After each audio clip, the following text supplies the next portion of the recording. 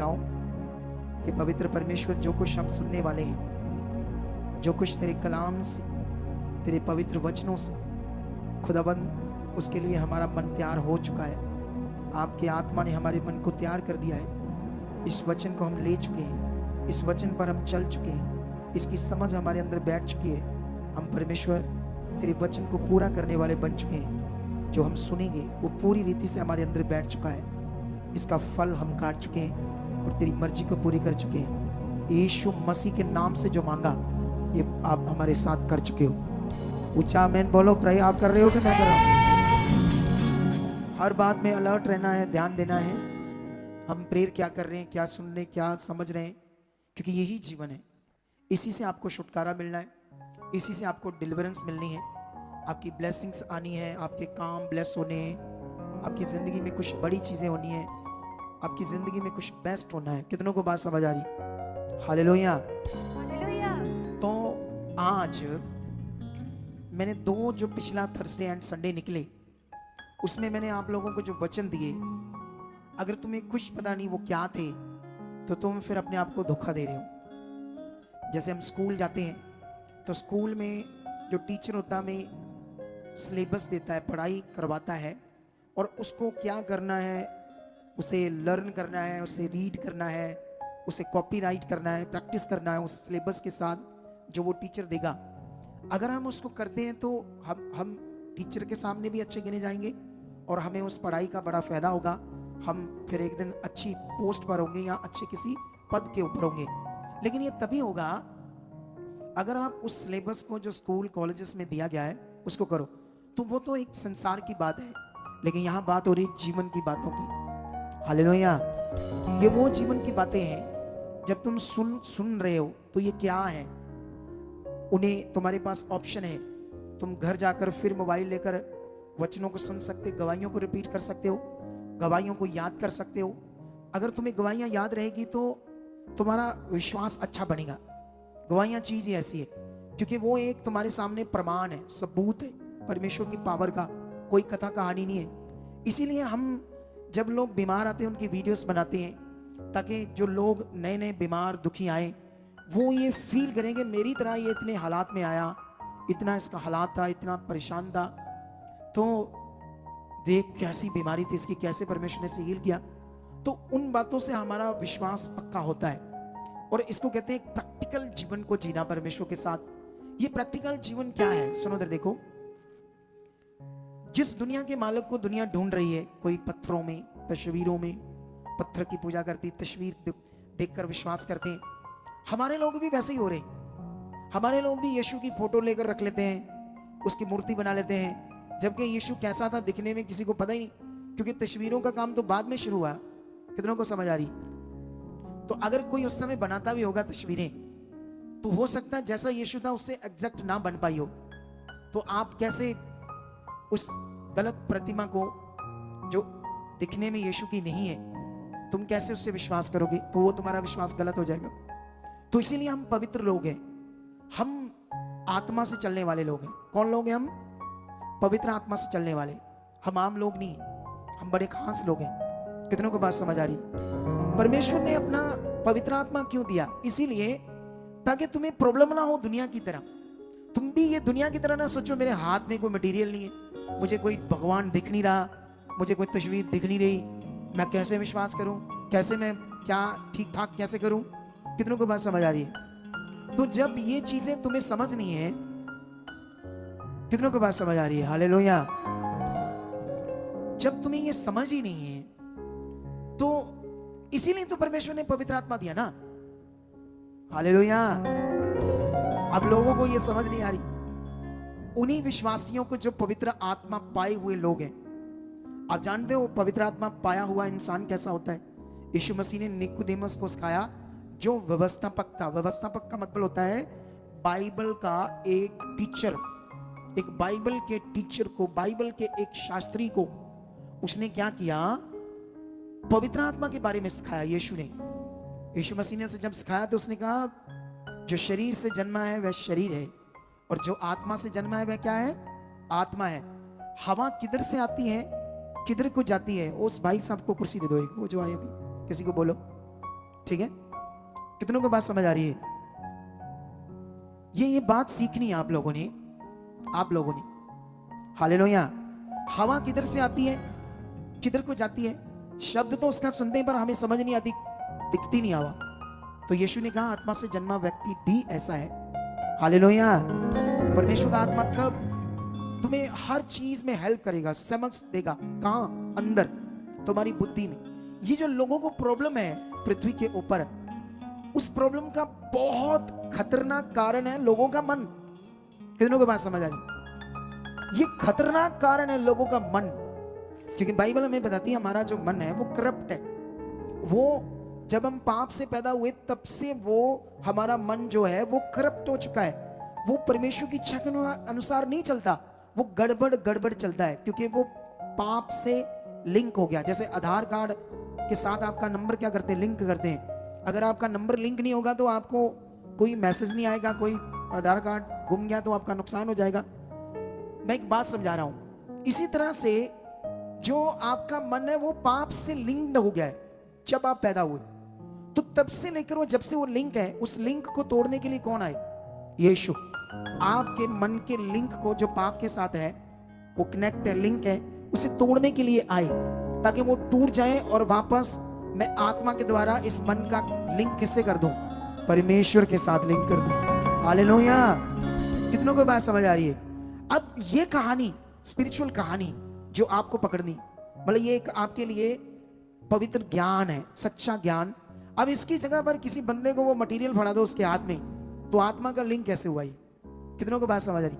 पवित्र आत्मा का काम ही तुम्हारे जीवन में ये है कि वो जो पवित्र आत्मा है वो तुम्हें परमेश्वर के साथ लिंक करे अंदर से, तुम्हें समझ आए क्या करना है। तो ये प्रैक्टिस, ये प्रैक्टिकल अगर एक बिलीवर्स की जिंदगी में नहीं है तो उसकी जिंदगी कभी अच्छी नहीं हो सकती। इसीलिए हमारे पास जब लोग आते हैं वो कितने सालों से प्रभु में होते हैं, इतनी बीमारियों में होते हैं, इतनी हालातों में होते हैं और इतना शैतान के अटैक्स लोगों पर होते हैं। वाई? इसलिए कि वो लिंक नहीं हो रहे परमेश्वर के साथ। हाँ, विश्वास कर रहे हैं, हाँ प्रभु है, ये है, वो है, ऐसी बातें सीख रहे हैं, कई बातें अपनी बुद्धि से, जो उनको बुद्धि है अपनी, उसे सुन रहे हैं, समझ रहे हैं, कुछ कर रहे हैं, लेकिन परफेक्ट नहीं हो रहे, सिद्धता से एकदम से लिंक नहीं हो रहे। अच्छा, क्योंकि आत्मा का प्रबंध अच्छे से पता नहीं। क्योंकि चर्च में क्या होता है ना, लोगों को कंटिन्यू समझाया जाता है परीक्षाएं आएगी। अगर कोई हालात में तो पास्टर जी तो 2 मिनट से पहले बोल देते हैं प्रभु तेरी परीक्षा ले रहा है। वो बंदा कहां ठीक होगा? क्योंकि उसके दिमाग में अब फिट हो गया कि मेरी प्रभु परीक्षा ले रहा है, पता नहीं 1 साल चलती रहेगी परीक्षा, के 2 साल चलती रहेगी और वो परेशान रहेगा। क्या रहेगा बंदा? क्योंकि उसको पता नहीं है ये क्या है, परीक्षा है, ये क्या है। कितनों को बात समझ आ रही? तो इन्हीं बातों को आज हमें समझना अच्छे से, क्योंकि ये दुनिया की वो मिनिस्ट्री है जिसमें परमेश्वर ने अपने भेदों को प्रकट कर दिया है।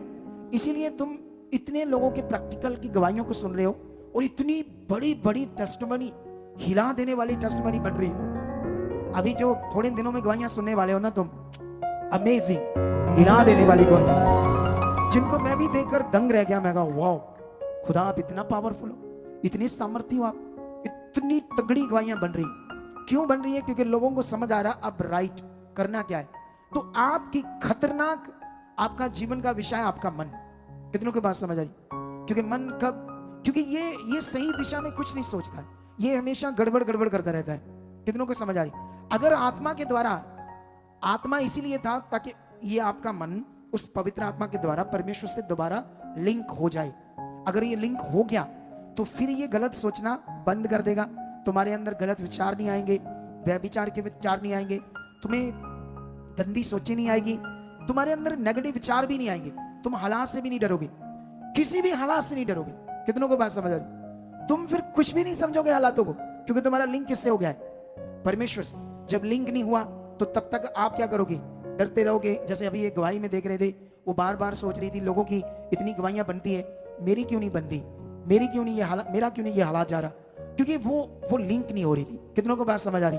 तो इसीलिए ये समझना है कि यहाँ जो सिखाया जा रहा है, क्या तुम उससे कैसे ले रहे हो, कैसे तुम्हें पकड़ रहे हो, कैसे तुम उससे प्रैक्टिकल कर रहे हो अपने जीवन में, ये सबसे बड़ा विषय है। लेकिन अगर मैं रिपीट करूं 2 मीटिंग का सिलेबस आपको, तो मैं चेक करता हूं आप लोगों ने उसे दोबारा उन मीटिंग्स को कैसे अपने जीवन में लिया।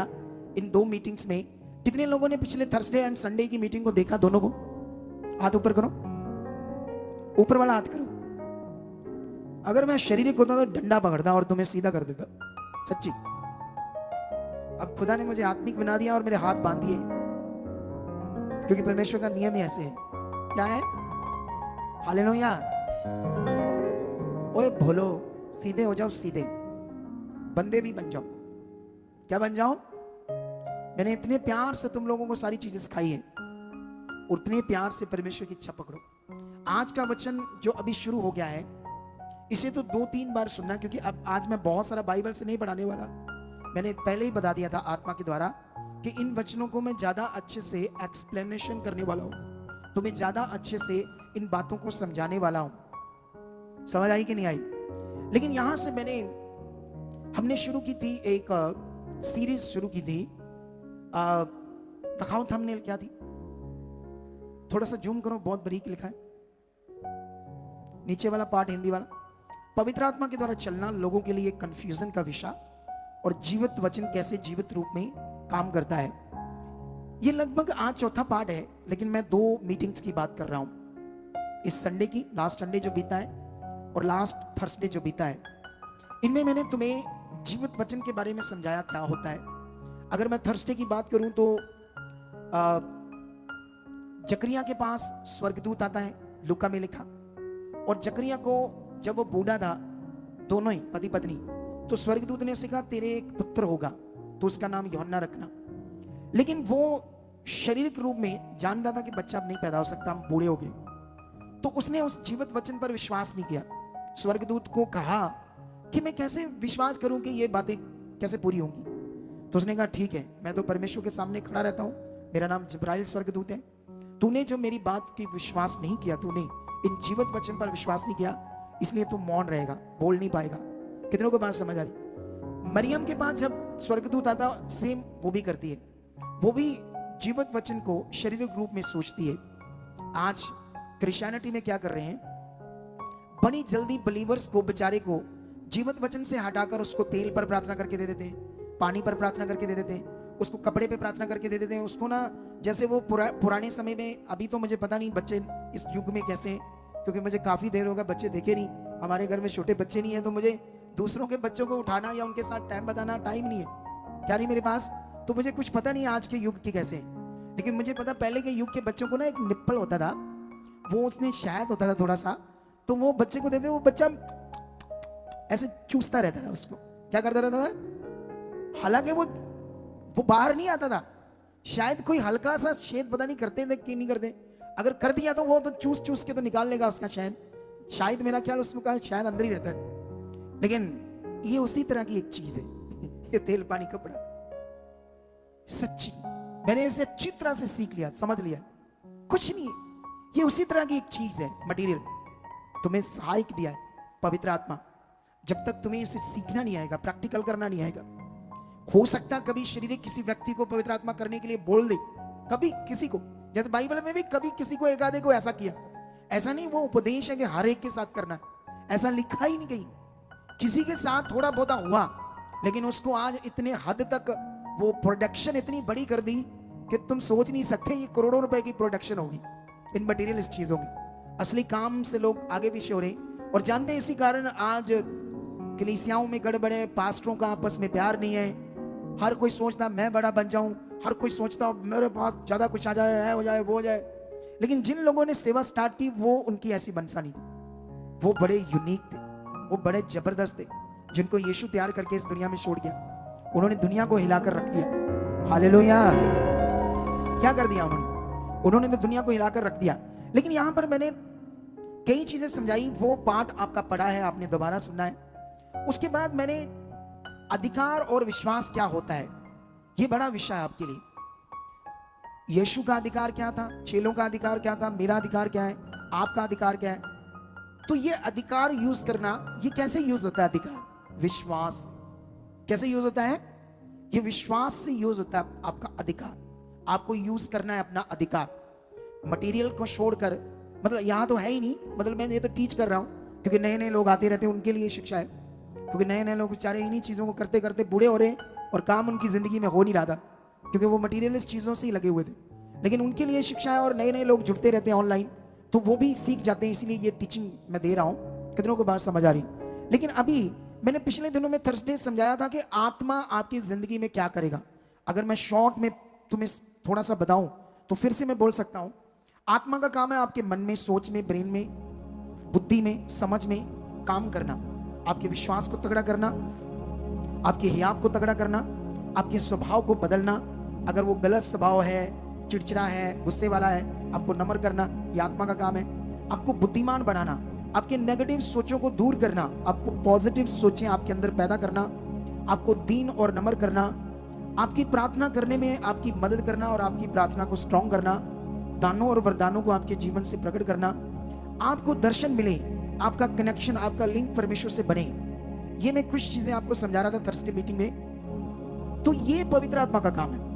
मटीरियलिस्ट चीज का क्या काम है? कोई भी ऐसा काम नहीं, वो जस्ट फॉर रीति, ओनली फॉर ट्रेडिशनल थिंग्स। कितनों को बात समझ आ रही? वो जस्ट एक रीति है, इससे बढ़कर कोई और चीज नहीं। पवित्र आत्मा सबसे बड़ा विषय है इस समय, और मैं आपको पवित्र आत्मा के प्रबंध में इतना बढ़ा दूंगा क्योंकि मुझे इसीलिए परमेश्वर ने खड़ा किया है, और मैं खुद भी आत्मा की बातों को इतना ज्यादा प्रकट कर दूंगा। अगर मैंने उसे प्रकट ना किया तो तुम्हें कैसे फील होगा कि आत्मा का प्रबंध है इस समय? कितनों को बात समझ आ रही?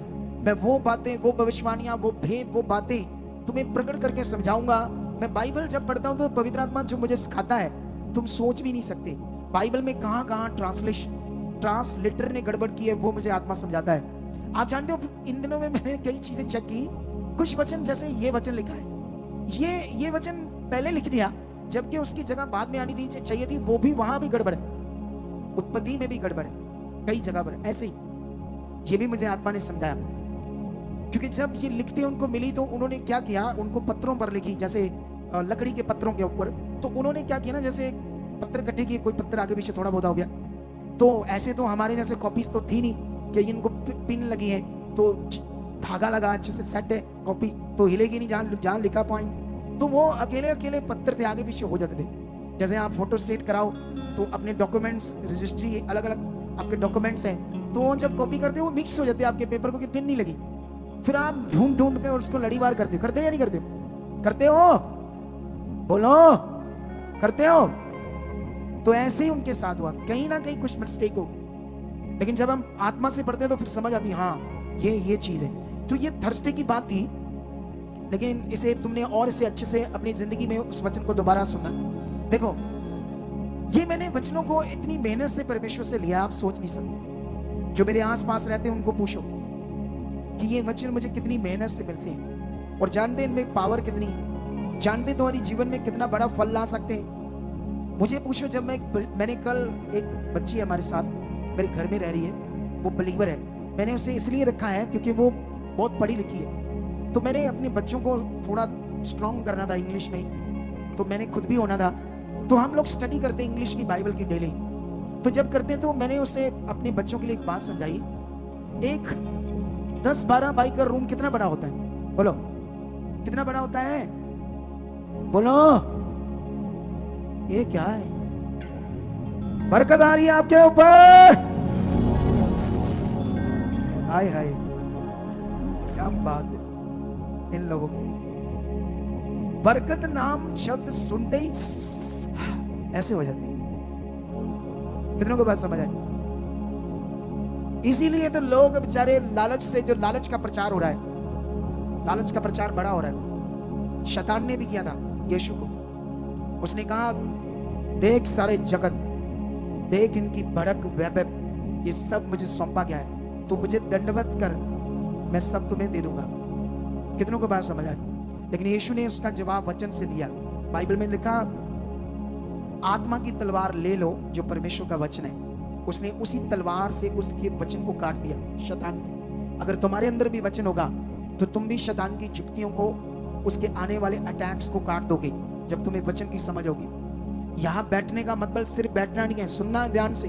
और इसके बाद तुम्हारी एक ड्यूटी है, अपने घर जाओ, इन वचनों को रिपीट करो, पेन लो, कॉपी लो। अगर पढ़े नहीं हो तो कोई बात नहीं, उसको 2-3 बार सुनकर जितने अंदर बैठा सकते बैठाओ, प्रेयर करो। इन वचनों की समझ ये जरूरी है तुम्हारे जीवन के लिए। ये उतने जरूरी है जितना जैसे तुम्हारे पास गहना है, सोने के गहने हैं, पैसे हैं, तो आप क्या करते हो? गहनों को, पैसों को कहाँ रखते हो? आप लोग कहाँ रखते हो?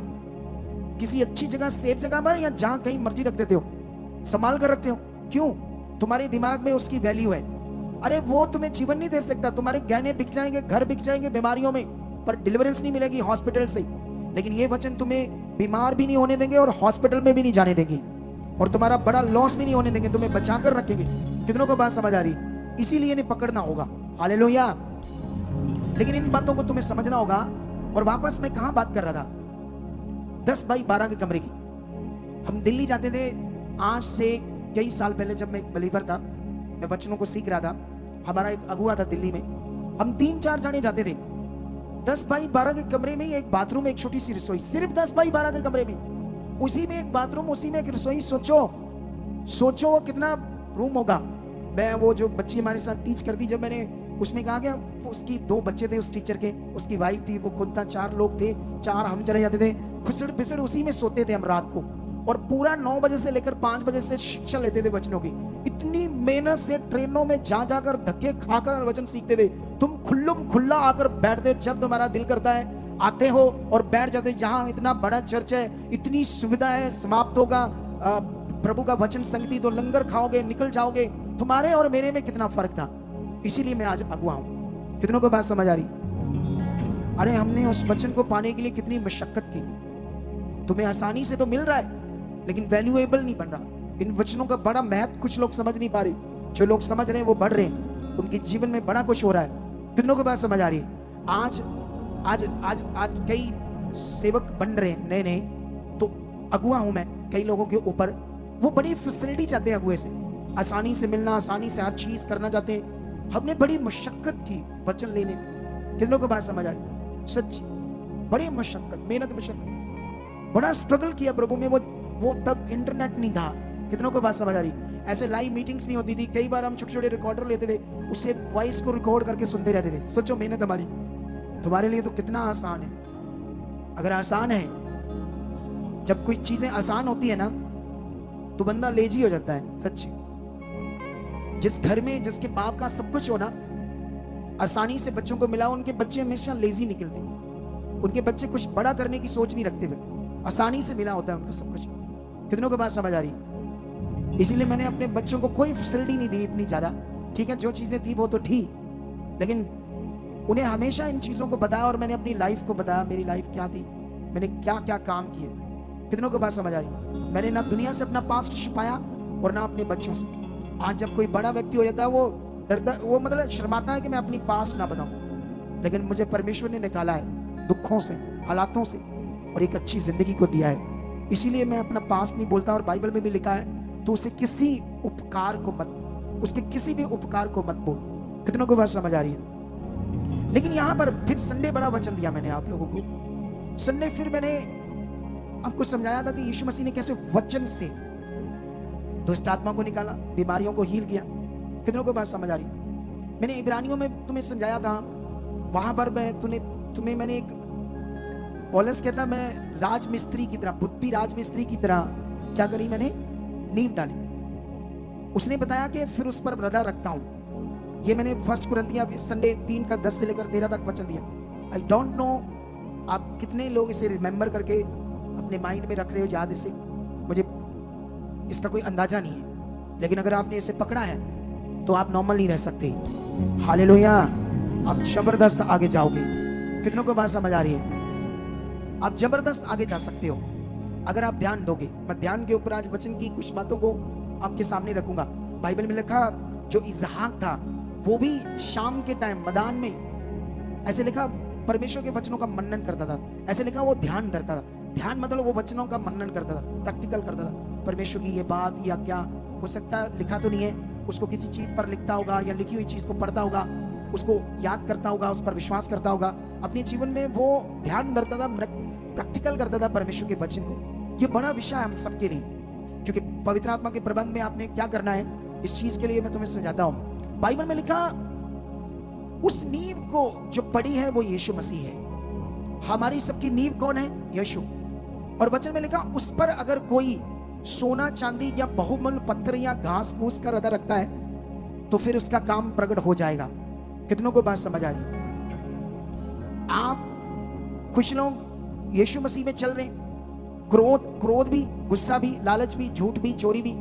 आप जानते हो आजकल ट्रेंड चल गया। ट्रेंड क्या है? जो मिनिस्ट्रीज हैं, जो सेवा करने वाले लोग हैं, वो आजकल नकली व्यूज बनाते हैं, नकली सब्सक्राइब बनाते हैं, इसलिए ताकि लोगों को नजर आए हमारे चैनल पर बहुत लोग वॉच करते हैं, बहुत लोग व्यूज आते हैं, ताकि कोई नया बंदा जुड़े, बोलो वाह इनको तो बड़ा देखते हैं। लेकिन सहारा किसका लेते हैं? नेगेटिव चीज का, गलत चीज का।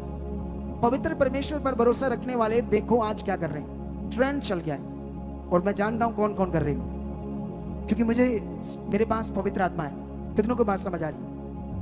ये भी नहीं, वो भी रदा रख रहे हैं अपने जीवन के ऊपर। एक अगुआ जो ऐसा कर रहा है वो भी एक रदा है, रदा, लेकिन गलत चीज का रदा। एक लोगों के सामने आपने आपको दिखाना कि मेरा चैनल में मिनिस्ट्री बड़ी है। कितनों को बात समझ आ रही? ये सही रदा है। अगर तुम यीशु मसीह में चल रहे हो, कोई गलत चीजें बेच रहा है, कुछ गलत चीजें कर रहे हो, तो आप अपने जीवन के ऊपर क्या कर रहे हो? रदा रख रहे हो। आप गलत वीडियोस देखते हो, क्योंकि आपको कौन देखता है? आपके पास फोन है। आप जब भी गलत वीडियोस देखते होगे तो आप चोरी छुप के देखते होंगे, तो आप अपने जीवन के ऊपर क्या रख रहे हो? रदा। जो रदा रख रहे हो ये खतरनाक है। इसीलिए लिखा सोना चांदी बहुमल पत्थर या घास फूस का जो रदा रखेगा तो उसका काम प्रकट हो जाएगा। अरे यहाँ क्यों लोग हालात में जा रहे हैं? हम गवाहियां सुन रहे थे कुछ लोगों की, क्योंकि वो रदा गलत रख रहे थे, वो चीजें राइटली कर नहीं रहे थे, इसीलिए हालातों में जा रहे थे। कितनों को बात समझ आ रही? लेकिन इब्रानियों में लिखा अपने आशा के अंगीकार को तगड़ाई से पकड़े रहो। हालेलुया। क्या करना है? ये मटीरियलिस्ट चीजों को विश्वास करते ना लोग, किससे मेरा भला होगा, ये भी रदा है। उनके जीवन के ऊपर क्या रखा जा रहा है? एक रदा, रदा, रदा। लेकिन रदा क्या रखना था? पवित्र आत्मा के काम, पवित्र आत्मा की प्रैक्टिस, पवित्र आत्मा का प्रैक्टिकल। हालेलुया। कितनों को बात समझ आ रही है आज? क्या तुम दुनिया के पावरफुल मनुष्य बनना चाहते हो? तुम इस दुनिया में पैदा हुए और मर गए एक दिन जब मसीह में सो गए, और आपके बारे में कुछ नहीं पता कब पैदा हुए, क्या तुम थे दुनिया में, नहीं थे। क्या ऐसी जिंदगी जीकर जाना चाहते हो? बोलो कि यहाँ दुनिया को प्रकट करना चाहते हो कि मैं खुदा का बेटी या बेटा हूं। हालेलुया।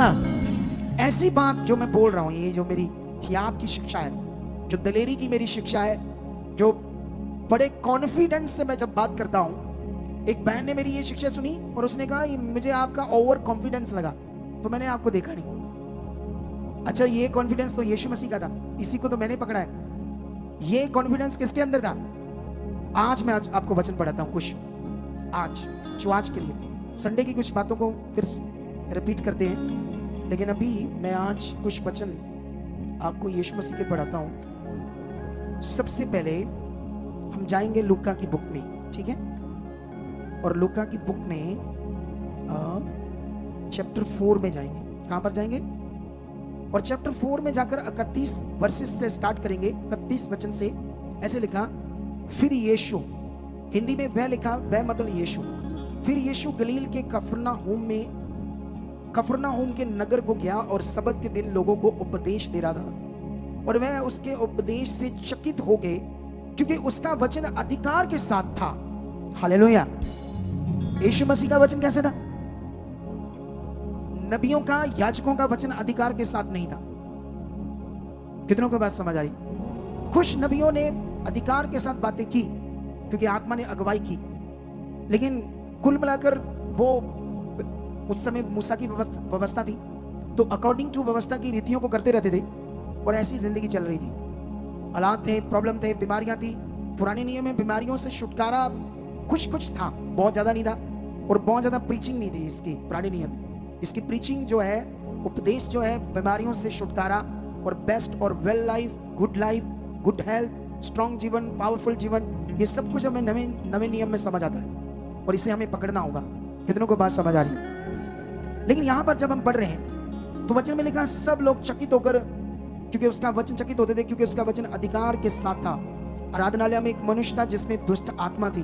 वह ऊंचे शब्द से चला उठा। कौन? जिसमें अशुद्ध आत्मा थी। हे यीशु नासरी, हमें तुझसे क्या काम? क्या तू हमें नष्ट करने आया है? मैं तुझे जानता हूं, तू कौन है? तू परमेश्वर का पवित्र जन है। यीशु ने उसे डांट कर कहा, चुप रह और उसमें से निकल जा। ऐसे यीशु ने क्या किया? चुप, निकल इसमें से, अधिकार के साथ कहा। पिछले दिनों में कुछ सेवक लोग जब किसी में दुष्ट आत्मा आती है तो उपवास रखकर प्रार्थना करते, ले कहते ये बढ़ाया बाइबल में लिखा है एक जगह पर, जब कोई जाति की प्रार्थना, वो कोई जाति की दुष्ट आत्मा नहीं निकलती तो उपवास से प्रार्थना करो तो वो निकल जाएगी। तो इसलिए वो रखते हैं। एक्चुअली वो लाइन जो लिखी गई है बहुत सारों के लिए कंफ्यूजन है। हमने जब उसको सर्च किया उस लाइन को तो समझ आया वो ट्रांसलेटर ने ऐड किए। किसने? और विद प्रूफ हम लोगों को बता सकते हैं। यीशु मसीह ने जान दे ऐसे शब्द यूज किया चेलों को जब अधिकार दिया। जब चेलों को अधिकार दिया तो यीशु मसीह ने कहा जाओ सुसमाचार दो, बीमारों को चंगा करो, कोढ़ियों को शुद्ध करो। और वचन में यीशु मसीह ने ऐसे लिखा दुष्ट आत्मा को निकालो। जो शब्द निकालो है वो यूनानी शब्द ये वाला शब्द है फेंको। कौन सा शब्द है? ऐसे निकाल कर बाहर की तरफ फेंको शैतान को। इतना जबरदस्त यीशु ने वर्ड दिया। और जब हम ऐसे ऐसे यूज नहीं करेंगे तो कैसे बड़े काम को देखेंगे, कैसे हम बड़ी पावर को देखेंगे?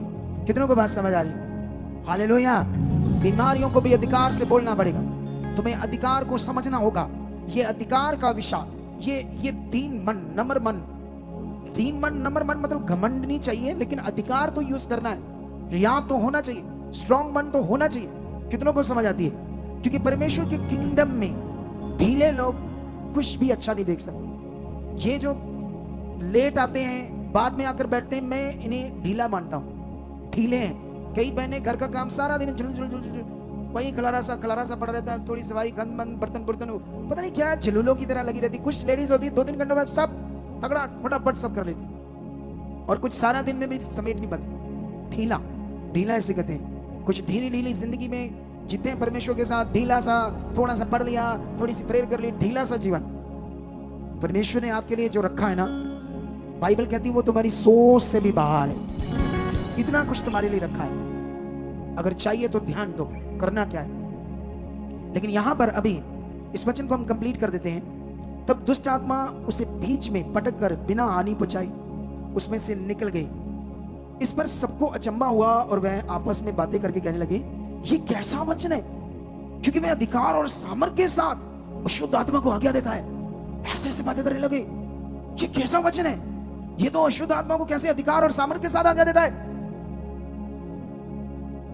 एक बार एक भाई को मैंने कहा, उसके अंदर पत्नी के अंदर दुष्ट आत्मा है। मैंने कहा देखी तू ही कहेगा तो जाएगी।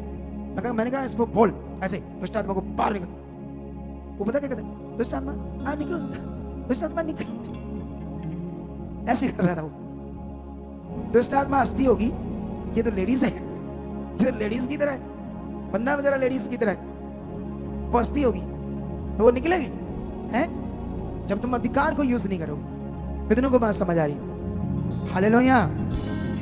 लेकिन यहां पर वो लोग चकित हो गए, ये कैसा वचन है? ये तो अधिकार और सामर्थ्य के साथ अशुद्ध आत्मा को आज्ञा देता है और वह निकल जाती है।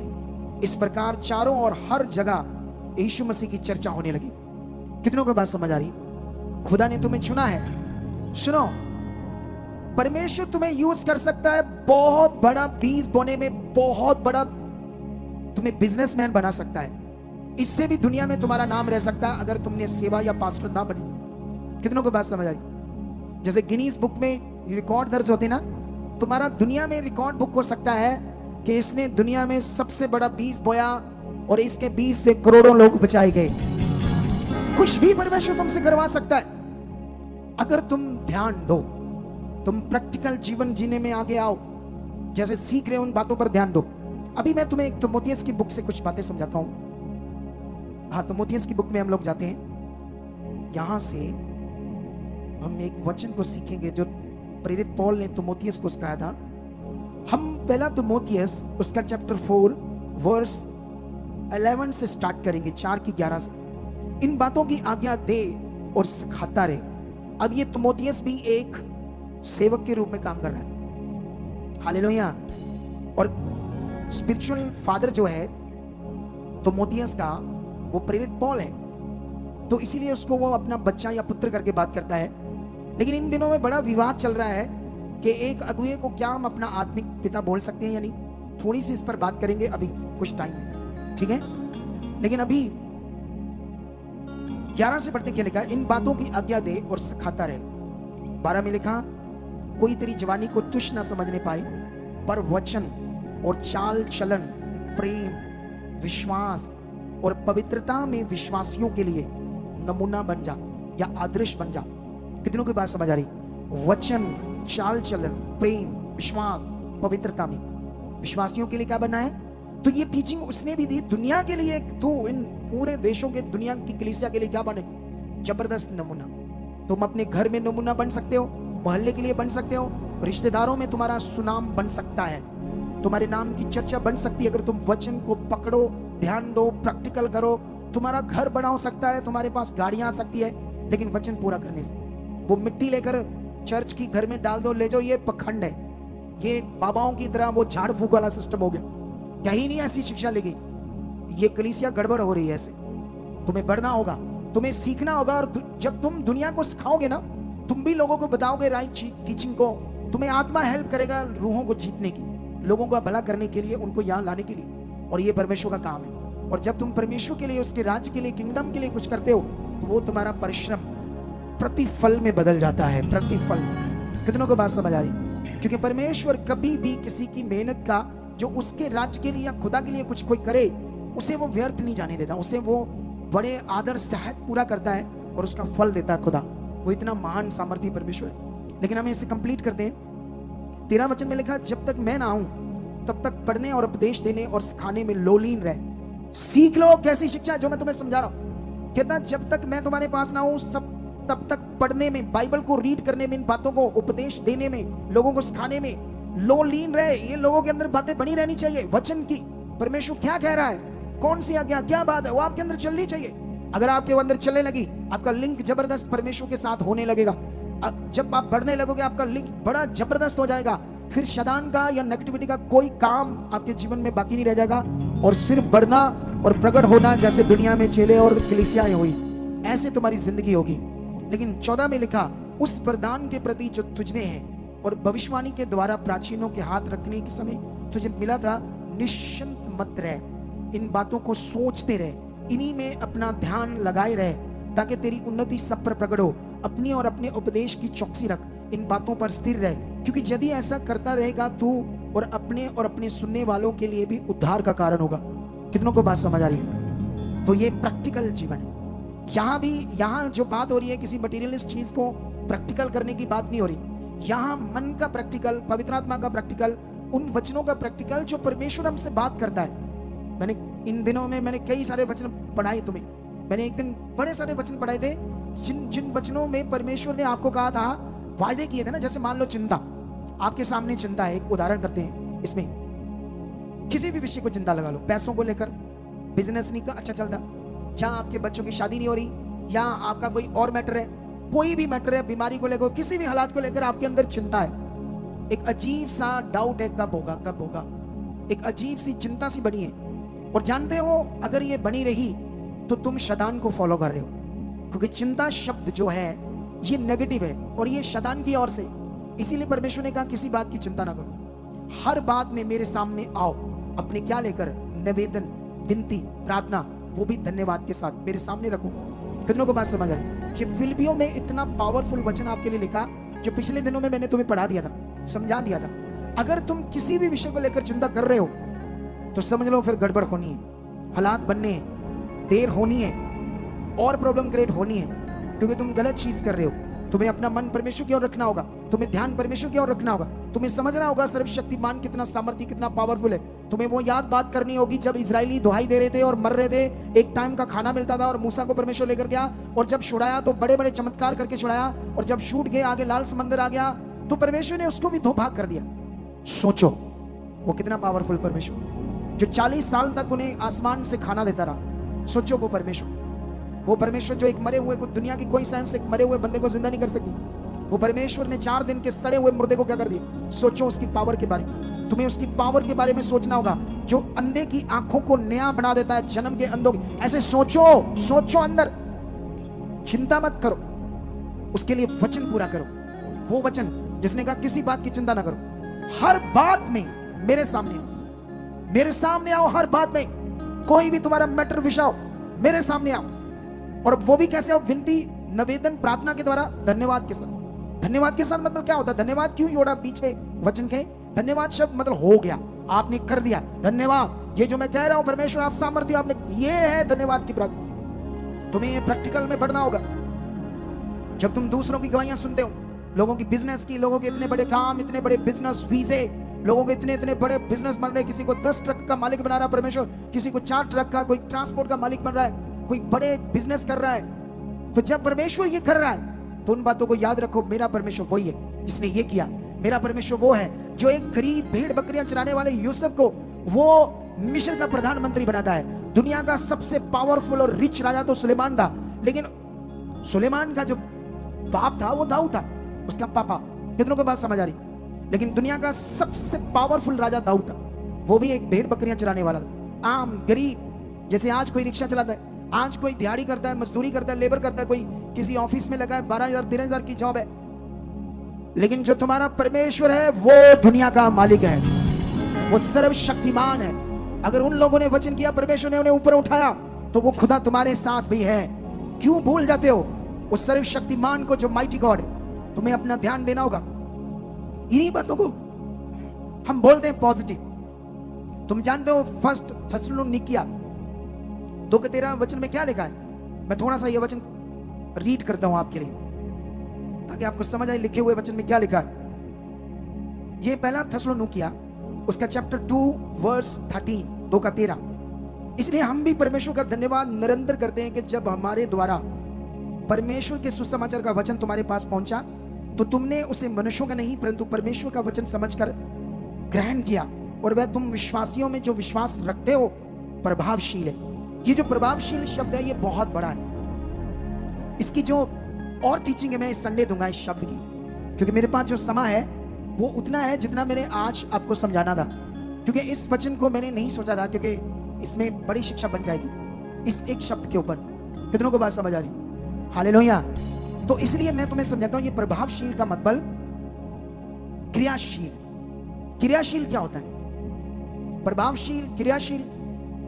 क्रियाशील का मतलब होता है जो चीज काम करती है, वर्क करती है, वर्क, उसको कहते हैं क्रियाशील। जैसे मान लो आप रोटी खाते हो, फूड खाते हो, आप वो क्या कहते हैं, बादाम होते हैं ना, बादाम की गिरियां, काजू होते हैं। आप एक काम करो, एक कौली बादाम की गिरियां बिना भिगोए खा जाओ, आधी कौली वो खा जाओ, क्या कहते हैं, काजू।